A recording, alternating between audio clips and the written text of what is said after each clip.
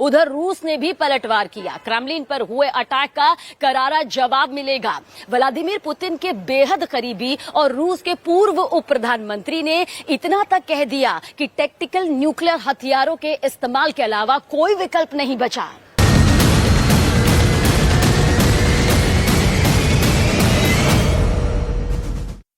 Внимание, расчет, подготовься.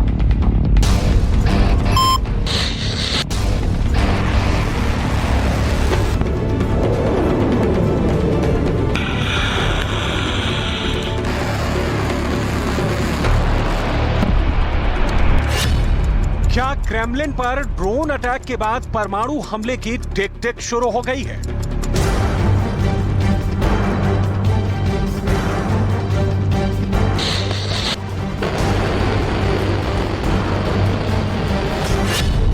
क्या रूस ने रेडिएशन वाले विनाश चक्र को एक बार फिर एक्टिव कर दिया है?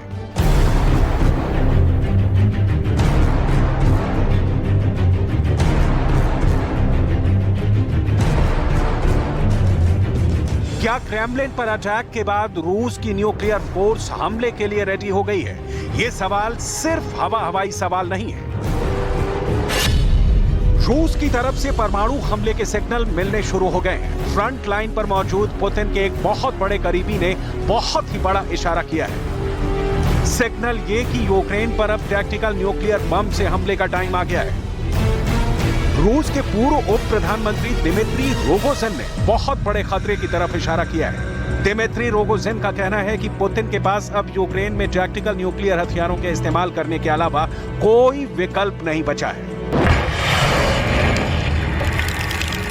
Но в целом надо сказать, что в соответствии с нашей доктриной мы имеем полное право на применение тактического ядерного оружия, потому что как раз оно для этого и существует, этот великий уравнитель, для того момента, когда явное будет несоответствие в силах и средствах обычных вооружений в пользу противника. Поэтому наилучшим методом для того, чтобы разрушить его наступление, применить ТЯО с понятными, конечно, последствиями. Но другого варианта, мне кажется, на сегодняшний момент и нет. सेना की वर्दी पहने और हाथ में असॉल्ट AK-47 लिए दिमित्री रोगोजिन कोई आम शख्स नहीं है। ये रूस के उप प्रधानमंत्री रह चुके हैं, रूस के अंतरिक्ष एजेंसी के प्रभारी रह चुके हैं, पुतिन के काफी करीबी माने जाते हैं। पिछले साल तक दिमित्री रोगोजिन रूस के सरमत अंतर महाद्वीपीय बैलिस्टिक मिसाइल के परीक्षण टीम के इंचार्ज रह चुके हैं। ऐसे शख्स को यह कहना कि रूस को अब टैक्टिकल न्यूक्लियर हथियारों से हमला करना ही होगा, बहुत बड़े खतरे का अलार्म बजा रहा है।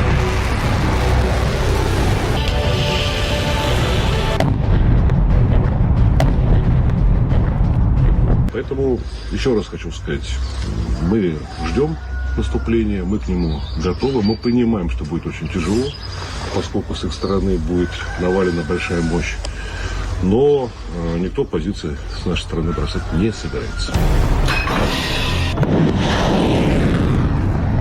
क्या होगा जब रूस की न्यूक्लियर फोर्स यूक्रेन पर टैक्टिकल न्यूक्लियर हथियारों से हमला बोल देगी? टैक्टिकल न्यूक्लियर बम से लैस रूस की परमाणु मिसाइल ठीक ऐसे ही धुआं उड़ाती, आसमान में आग लगाती, अपने लक्ष्य की ओर बढ़ चलेगी। परमाणु बम से लैस मिसाइल जहां गिरेगी वहां सर्वनाश का शोर गूंज उठेगा। जहां विस्फोट होगा वहां तबाही का वैसा ही मंजर होगा जैसे बरसों पहले जापान के हिरोशिमा और नागासाकी में देखा था। अब सवाल उठता है कि रूस अगर यूक्रेन पर टैक्टिकल न्यूक्लियर हथियारों से हमला करेगा तो कहां से करेगा?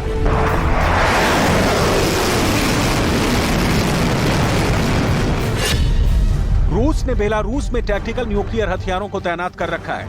यूक्रेन से लगी रूस के सीमा के करीब टैक्टिकल न्यूक्लियर हथियारों का बेस बना रखा है। दावा किया जाता है कि क्राइमिया में भी रूस की न्यूक्लियर फोर्स ने टैक्टिकल न्यूक्लियर बम लगा रखे हैं। ऐसे में यूक्रेन पर छोटा परमाणु हमला करने के लिए रूस इन तीनों रास्तों में से किसी भी एक रास्ते को अपना सकता है।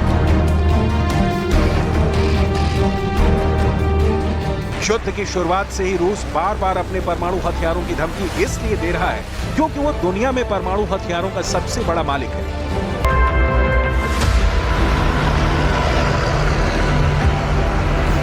रूस ने पहले ही बेलारूस के 10 एयरक्राफ्टों को टैक्टिकल न्यूक्लियर वेपन ले जाने के लिए सक्षम बना दिया है। सवाल है, क्या यूक्रेन की धरती का जर्रा जर्रा ऐसे चलने वाला है? क्रेमलिन पर अटैक के बाद यूक्रेन का कोना कोना छोटे परमाणु बमों के विस्फोट से कांपने वाला है।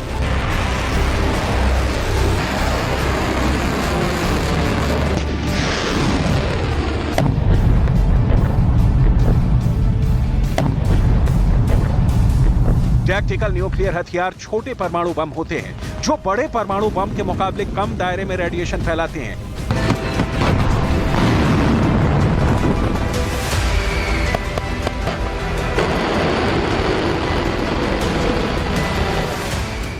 लेकिन एक सच ये भी है कि टैक्टिकल न्यूक्लियर बम जहां गिरेगा वहां विध्वंस बड़े परमाणु बम की तरह ही करेगा। ठीक वैसे ही आग बरसेगी, ठीक वैसे ही रेडिएशन फैलेगा, लेकिन बड़े परमाणु बम के मुकाबले टैक्टिकल न्यूक्लियर बम का रेंज कम होगा। रूस के पास करीब 2000 टैक्टिकल न्यूक्लियर बम है। सबसे छोटे टैक्टिकल न्यूक्लियर बम की भी क्षमता 1 किलोटन या उससे भी कम है, जो 1000 टन विस्फोटक TNT के बराबर तबाही लाएगा।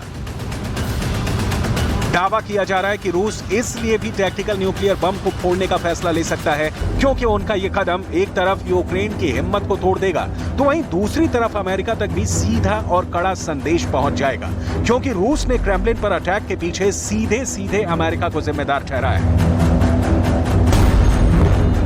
Собственно, мы знаем, что зачастую даже сами цели определяет не Киев, а их определяют в Вашингтоне и потом доводят эти цели до Киева с тем, чтобы Киев исполнял. Не каждый раз Киеву дают и право в выборе средств. Это тоже зачастую диктуют из-за океана. Мы это хорошо знаем и отдаем себе в этом отчет. टैक्टिकल न्यूक्लियर हथियार वो बला है जिसे जंग के मैदान में एक खास इलाके में दुश्मन के किसी ठिकाने को तबाह करने के हिसाब से बनाया जाता है। मतलब ये कि टैक्टिकल न्यूक्लियर हथियार बड़े इलाके को खतरा नहीं पहुंचाते, क्योंकि टैक्टिकल न्यूक्लियर हथियार साइज में छोटे होते हैं और उनकी रेंज भी कम होती है। उनकी रेंज 600 किलोमीटर से ज्यादा नहीं होती। कहा जाता है कि टैक्टिकल न्यूक्लियर हथियार चलाने में भी आसान होते हैं।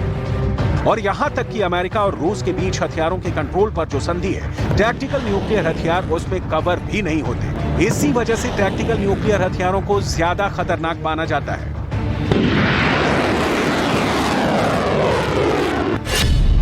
रूस के मैप पर आप जो ये लाल रंग के पॉइंट देख रहे हैं, वहां रूस ने अपने टैक्टिकल परमाणु हथियार जमा कर रखे हैं। ये रूस के कुल 12 टैक्टिकल परमाणु हथियारों के गोदाम की पक्की लोकेशन है। रूस के यही वो ठिकाने हैं जहां उसने अपने परमाणु हथियार छिपा रखे हैं। इन किसी भी ठिकाने से परमाणु बम निकलेगा और मिसाइल लॉन्चर तक पहुंच जाएगा। टैक्टिकल परमाणु हथियारों से युद्ध के लिए रूस की तैयारी कितनी पूरी है, इससे उसके नए मूवमेंट से समझ सकते हैं।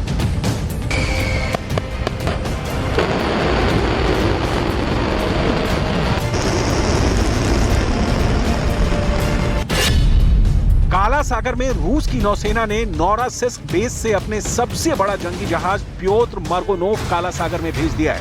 खतरनाक युद्धपोत ही नहीं बल्कि 3 पनडुब्बियां भी काला सागर में दाखिल हो चुकी हैं। ये कोई ऐसी वैसी पनडुब्बियां नहीं है, बल्कि परमाणु हथियार ले जाने वाली मिसाइल से लैस पनडुब्बियां हैं।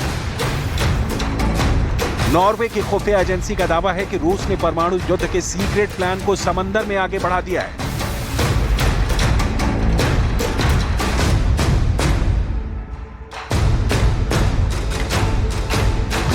नॉर्वे की इंटेलिजेंस सर्विस ने अपनी सालाना खुफिया रिपोर्ट में कहा कि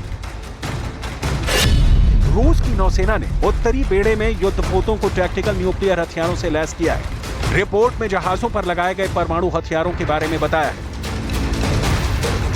रिपोर्ट में दावा किया गया है कि 30 साल में यह पहली बार है जब रूस का बेड़ा परमाणु हथियारों के साथ समंदर में उतरा है।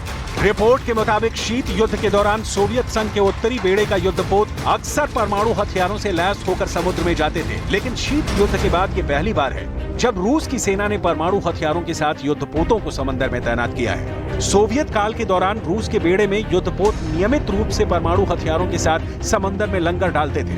अब 30 साल बाद पहली बार रूस फिर उसी प्लान को आगे बढ़ा रहा है। नॉर्वे के इंटेलिजेंस सर्विस रिपोर्ट में दावा किया गया है। टैक्टिकल न्यूक्लियर हथियारों से लैस युद्धपोत और पनडुब्बियों को रूस ने आर्कटिक सागर और बाल्टिक सागर में एक साथ उतार दिया है। आर्कटिक सागर और बाल्टिक सागर में टैक्टिकल न्यूक्लियर हथियारों की मौजूदगी को नाटो देशों के लिए गंभीर खतरा बताया गया है। Denmark, Sweden, Finland, Estonia, Latvia, Lithuania, Poland और जर्मनी की सीमा बाल्टिक सागर से जुड़ी हुई है। वहीं आर्कटिक सागर में परमाणु हथियारों से लैस युद्धपोत और पनडुब्बियों से सीधा खतरा नॉर्वे, स्वीडन, फिनलैंड और अमेरिका तक को है। ऐसे में अगर पुतिन यूक्रेन पर टैक्टिकल परमाणु हथियारों से हमला करते हैं तो ये जंग कीव और मॉस्को तक ही सीमित नहीं रहेगी। यूक्रेन तो तबाह होगा ही, परमाणु हमले की आंच नाटो देशों तक पहुंचेगी। रूस के परमाणु हमले के जवाब में नाटो को एक्शन में आना होगा। ऐसे में परमाणु युद्ध में कूदना अमेरिका की मजबूरी बन जाएगी, जिसका सीधा मतलब होगा तीसरा विश्व युद्ध।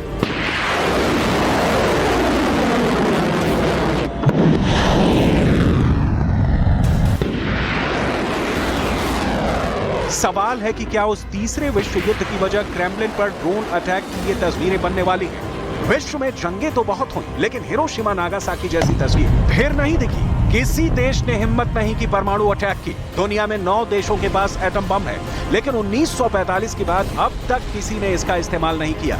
वजह सबको पता है कि अगर एक भी बम गिरा तो सिर्फ विनाश होगा, महाविनाश।